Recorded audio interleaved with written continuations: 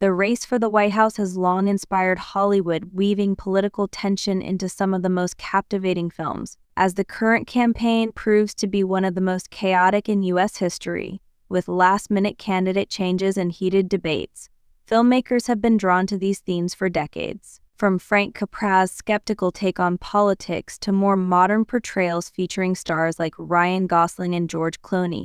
These movies explore the core of U.S. democracy. Here are some of the best presidential election films, including hidden gems by Mike Nichols and Aaron Sorkin. Number 1, Primary Colors, 1998, directed by Mike Nichols, is a sharp political satire with a screenplay by Elaine May, loosely based on Bill Clinton's rise to the presidency. John Travolta shines as Jack Stanton, a Southern governor whose charisma and charm mirror Clinton's. Emma Thompson portrays his sharp, politically astute wife, Susan, in a Hillary-like role. The film, adapted from Joe Klein's novel, follows the campaign as it deals with scandals, particularly Stanton's rumored infidelities. With humor and depth, it raises the question, does bending the truth matter if it leads to the greater good? Number 2. All the President's Men, 1976, is a timeless classic about journalism, but it's also a powerful commentary on dirty campaign politics. Starring Robert Redford and Dustin Hoffman as Washington Post reporters Bob Woodward and Carl Bernstein, the film tracks their investigation into the Watergate scandal. Their work uncovers corruption within YAPI, the aptly named committee to re-elect the president, exposing illegal activities like icons and bribery that led to Nixon's residence. Still suspenseful today, the film highlights enduring lessons about political corruption and cover-ups. Number 3. Wag the Dog, 1997, directed by Barry Levinson, is a biting satire that feels even more relevant today in the era of artificial intelligence and misinformation. Robert De Niro plays Conrad Breen, a slick campaign consultant brought in to handle a scandal just weeks before the president's re-election. Showing breaks of the president's affair, Breen teams up with a narcissistic Hollywood producer, hilariously portrayed by Dustin Hoffman, to fabricate a fake war with Albania to distract the public. It released just before the Clinton-Lewinsky scandal, the film brilliantly examines how politics and media manipulate reality. David Mamet's sharp screenplay, paired with Levinson's direction, makes this dark comedy as timely as ever. The War Room, 1993, directed by D.A. Pennebaker and Chris Hegedus, is a groundbreaking documentary offering rare, behind-the-scenes access to Bill Clinton's 1992 presidential campaign.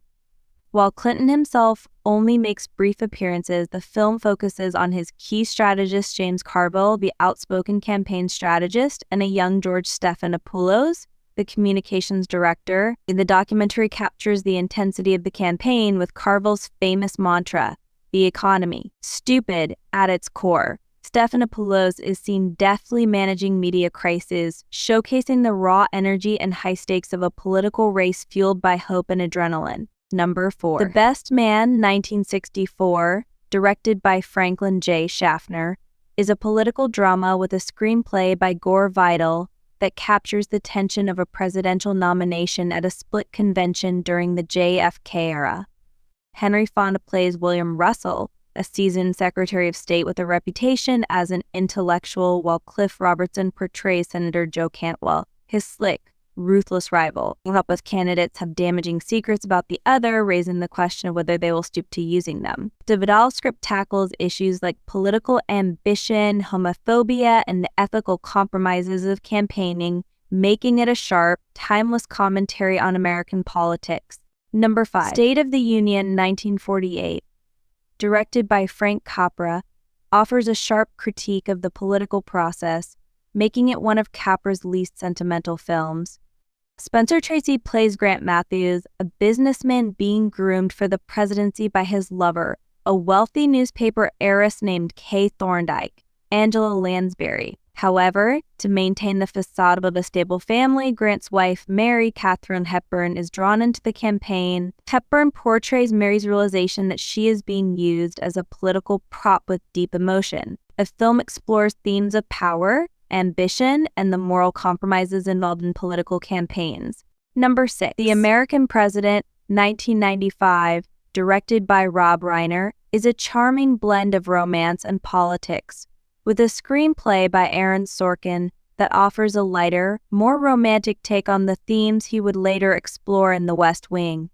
Michael Douglas stars as Andrew Shepard, a widowed president seeking re-election who falls in love with environmental lobbyist Sidney Ellen Wade, played by Annette Bening. Their budding romance becomes a political issue as Shepard's rivals use it to attack him. Martin Sheen, in a precursor to his West Wing role, plays the president's chief of staff. The film balances romance with political wrangling, idealistically portraying the potential for politics to achieve good, making it a standout against the more cynical political films of the era. Number 8. The Ides of March, 2011, directed by and starring George Clooney, explores the murky world of political ambition and betrayal. Ryan Gosling plays Stephen Myers, a sharp young campaign strategist working for Governor Mike Morris Clooney, who is running for president. The film delves into the themes of political disillusionment, with Gosling's character facing ethical dilemmas and betrayals as he navigates the cutthroat world of politics. Philip Seymour Hoffman and Paul Giamatti deliver strong performances as rival campaign managers, and Evan Rachel Wood's role as a young intern hints at scandal. Though the plot may seem familiar, the film's sharp dialogue and intense power struggles make it compelling. Number 9. Game Change, 2012, directed by Jay Roach, is a sharp political drama based on the chaotic decision by John McCain's 2008 presidential campaign to choose Alaska Governor Sarah Palin as his running mate. Woody Harrelson stars as strategist Stimmett, who pushes for a game-changing pick, settling on inexperienced but charismatic Julianne Moore. And the film portrays Pauline's struggle with foreign policy and the growing realization within the campaign that the choice was a misstep. So Moore's portrayal is uncanny, blending humor and empathy as Palin Flanders, while Sarah Paulson as Nicole Wallace conveys the frustrations of trying to manage her. Both sobering and darkly humorous, Game Change offers a compelling look at political gambles gone awry. Number 10. Head of State, 2003, directed by and starring Chris Rock, is a political comedy about Mays Gilliam, a local Washington, D.C. politician who gets an unexpected shot at running for president when the Democratic candidate dies suddenly.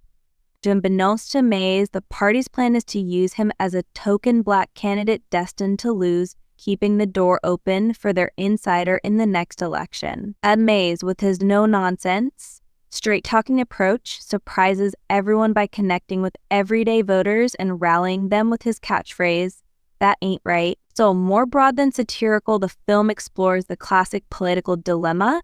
Can a truth teller really win? Although it's not without its quirks, like the sporadic musical narration from Nate Dogg Head of State remains a lighthearted, fun ride